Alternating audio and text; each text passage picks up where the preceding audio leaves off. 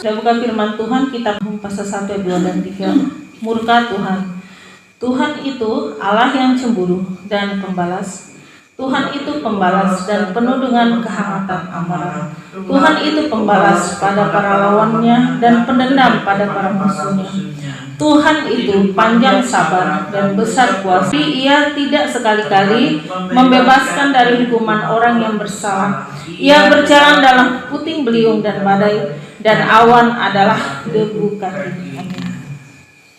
Ya, ini firman Tuhan ya, kita renungkan pagi hari ini bahwa sifat Tuhan adalah Tuhan yang penuh kasih, sabar, tetapi Tuhan juga punya murka kepada manusia yang tidak mau bertobat. Artinya murka di sini adalah Tuhan akan menegur dan Tuhan juga akan menghukum orang-orang yang bersalah menurut keadilan Tuhan. Sebab itulah kita sebagai anak Tuhan harus kita giat di dalam Tuhan, iman kita Kristus Yesus, dan juga kita belajar hidup kita hari-hari untuk kita meninggalkan perbuatan-perbuatan kita yang jahat, perbuatan-perbuatan kita yang membuat Tuhan itu cemburu. Apa sih yang membuat Tuhan itu cemburu dengan manusia? Adalah ketika kita berbuat dosa. Itulah yang membuat kecemburuan Tuhan. Karena dari firman Tuhan kalau kita baca, Tuhan tidak suka ada ilah-ilah lain di hadapannya. Tuhan tidak suka saat kita melakukan dosa, kejahatan. Itulah yang membuat Tuhan bisa murka kepada manusia. Ketika ada yang bertanya kepada saya, Ibu Pendeta, bisakah Tuhan marah kepada kita? Bisa, kalau kita tidak mau bertobat. Kalau hati kita mengulangi kesalahan terus yang sama, Tuhan juga bisa murka seperti kita manusia. Karena apa? Kita ini gambaran. Manusia ini diciptakan serupa dan segambar dengan Allah di firman Tuhan. Berarti ada gambaran sifat manusia yang terkandung ya di dalam dari benih ilahi. Salah satunya adalah sifat marah, cemburu.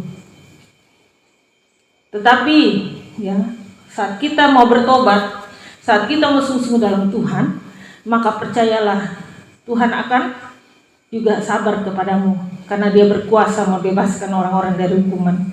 Tetapi apa yang kau lakukan, firman Tuhan sudah katakan, kau tahu pasti kau baik. Itu tidak akan melenceng dari siapapun hidup di dunia ini, karena roda itu berputar. Ya, di dalam firman Tuhan bahwa akibat dari perbuatan kita, Tuhan juga bisa marah. Oleh sebab itu, ya mari kita bersama-sama untuk meneguhkan iman kita di akhir zaman ini, karena akhir zaman ini bukan masa yang mudah. Ini adalah hari-hari yang sulit, saudara. Ini sangat masa-masa kesusahan. Bukan hanya Indonesia yang mengalami, tapi juga negara-negara lain mengalami hal yang sama. Oleh sebab itulah hanya bertekuk lutut kita di hadapan Tuhan, hanya kita melipat tangan kita di hadapan Tuhan, hanya kita mengangkat tangan kita di hadapan Tuhan. Tuhan, tolonglah saya. Itulah pertolongan kita datang dari Tuhan jadikan langit dan bumi. Itu yang kita percaya sampai hari ini. Itulah yang membuat iman kita kuat menghadapi persoalan-persoalan. Bahkan firman Tuhan katakan, Tuhan juga panjang sabar dan besar kuasa. Tapi ingat, saudara, Tuhan juga adil di dalam setiap hidup kita manusia. Keadilan Tuhan melebihi dari apa yang kita pikirkan, dari apa yang kita tahu. Oleh sebab itu, ya, kalau kita musuh dan Tuhan, bertobatlah dan bertobatlah. Tidak ada kata seruan yang lain. Hiduplah mengandalkan Tuhan, dan juga percayalah pertolongan Tuhan akan setiap hari nyata di dalam hidup saudara dan saya. Burung-burung gagak akan dikirim dari akhir zaman ini bagi orang yang sungguh-sungguh mau mengandalkan Dia. Orang yang betul-betul bertobat hatinya, tidak mengulangi kesalahan yang sama, tapi belajar kesalahan sama untuk tidak mengulanginya lagi. Tahu mungkin, oh saya seperti ini, yang jelek saya tinggalkan, yang bagus saya pertahankan. Kenapa? Karena hidup kita ini hanya bercermin, memperbaiki diri. Selama kita hidup, itu ada kesempatan kita memperbaiki diri kita. Karena ketika kita sudah dipanggil Tuhan pulang, sudah tidak ada waktu lagi untuk memperbaiki diri. Kita akan dihakimi sesuai dengan tindakan dan perbuatan kita. Apa yang kita lakukan sudah dicatat semua oleh para malaikat Allah. baik tidaknya. Oleh sebab itu kita tidak bisa memungkiri lagi, oh saya tidak lakukan itu, tapi kenyataannya sudah tercatat, saudara. Jadi kalau kita mau nama kita di buku kehidupan, perbaikilah diri kita. Selama kita bernapas di muka bumi, itulah kesempatan saudara dan saya, karena tidak ada manusia yang sempurna di muka bumi ini, hanya satu, hanya Allah yang sempurna. Oleh sebab itu kita sebagai anak Tuhan, kita harus terus meminta Tuhan, pertolongan Tuhan pada kita. Kita minta ampun sama Tuhan dosa-dosa kita. Saudara, setiap kali mendoakan orang yang sakit, selalu saya berdoa, Tuhan ampuni dosa pelanggaran di hadapan-Mu, sehingga doa kami bisa terdengar, bisa kita lihat mujizat. Tanpa minta ampun dengan Tuhan, maka dosa-dosa itu akan menutup pintu-pintu berkat kita, saudara. Ampuni dosa pelanggaran orang itu, mau siapapun, kenal atau tidak kenal, saudara. Baru kita berdoa untuk kesembuhan. Karena dengan kita minta ampun dosa di depan Tuhan, kita dikuduskan kembali, disucikan kembali darah Yesus. Makanya setiap doa bagi yang sakit selalu minta doa, minta ampun sama Tuhan. Dan apalagi pribadi yang sakit harus minta ampun dengan Tuhan. Karena kita tidak tahu, mungkin perbuatan kita tak nyakitin orang lain. Mungkin tanpa sadar mulut kita kacau ngomong dengan orang.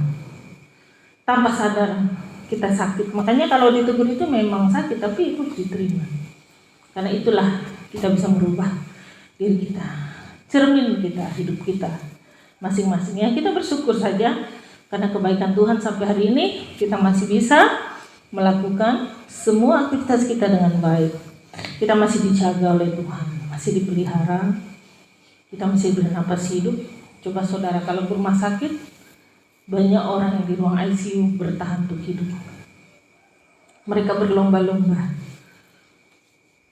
terlepas dari segala obat-obatan, segala biaya.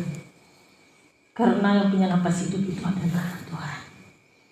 Jadi itu saya bilang, dan doalah Bapa kami berulang-ulang, pengakuan iman rasuli akan berulang-ulang kali tanpa bosan. Setiap ingat doa Bapa kami dalam hati kita, berulang kali pengakuan iman rasuli dalam hati kita, sehingga kita kuat menghadapi apapun badai depan kita. Kita tetap berjalan dengan Tuhan. Banyak tawaran saya untuk meninggalkan Tuhan, tapi saya bilang saya tidak mau tinggalkan Tuhan. Karena saya tahu saya hidup karena Dia. Karena Tuhan yang memberi saya hidup, Tuhan yang beri saya makan, Tuhan yang kasih saya berkat, Tuhan kasih saya rezeki. Enggak mungkin saya tinggalkan Tuhan. Apapun tawarannya, saya rasa saya tidak. Bagus saya kehilangan manusia daripada kehilangan Tuhan. Tanpa Tuhan saya nggak bisa buat apa-apa, saudara. Tanpa Tuhan saya nggak bisa melanjutkan hidup. Karena saya tahu kalau saya pulang, saya akan pulang kemana? Ke surga. Tujuan kita ibadah, tujuan kita dilayani, tujuan kita didoakan agar kita bisa dengan jemaat masuk ke surga. Tidak ada kata yang lain. Makanya harus fokus sama Tuhan agar kita semakin semangat dalam hidup ini. Jadi itulah saya bilang, hidup ini kesempatan selama hidup, berubah diri kita masing-masing. Semakin hari semakin bijaksana, semakin hari semakin takut akan Tuhan, semakin hari semakin meninggalkan hidup yang lama. Atau jangan berbuat kesalahan yang sama atau dosa yang kita tahu dulu mungkin kita lakukan, sekarang kita hidup yang baru dalam Tuhan. Dan percayalah Tuhan akan menolong saudara dan saya. Minta ampun sama Tuhan, terus berterima kasihlah, bersyukurlah kalau sampai hari ini kita masih hidup dalam karya Tuhan. Karena apa? Semua ini hanya titipan, saudara. Suatu hari kita pulang ke surga, kita nggak tahu apa-apa. Hanya titipan.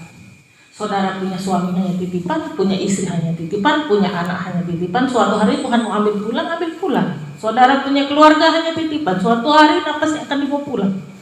Ambil pulang, pulang. Kemana? Ke surga. Kalau kita percaya Tuhan, kita ke surga. Jadi tidak ada yang kekal. Tidak ada yang kekal.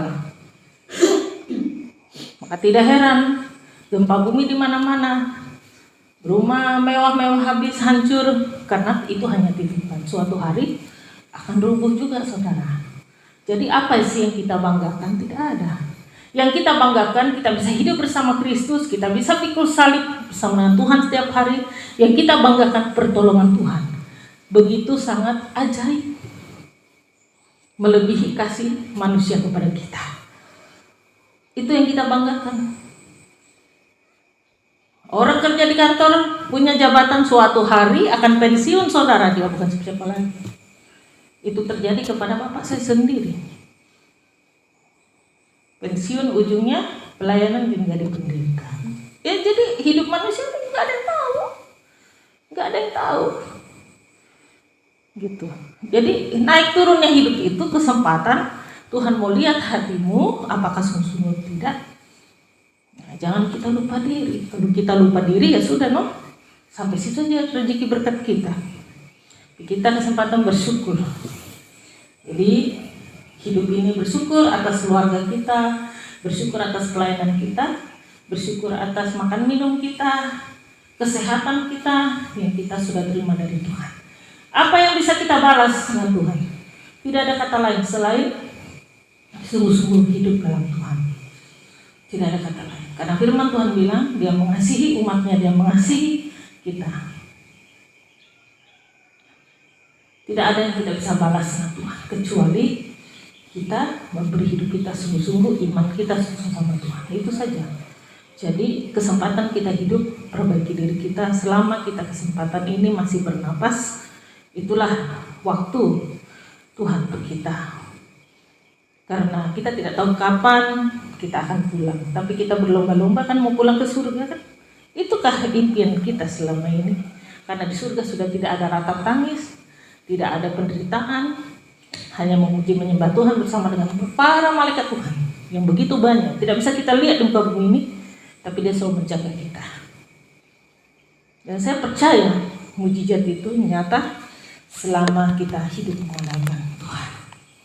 Puji nama Yesus, kita berdoa.